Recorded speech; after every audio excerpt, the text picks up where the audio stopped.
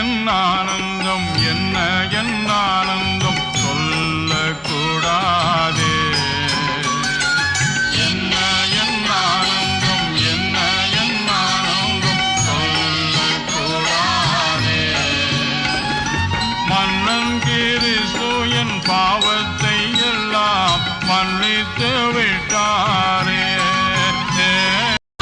பாவங்கள் சாபங்கள் கோபங்கள் எல்லாம் பரிகரித்தாரே. தேவாதி தேவன் என் உள்ளத்தில் வந்து தங்கிய விட்டாரே. தேவாதி தேவன் என் உள்ளத்தில் வந்து தங்கிய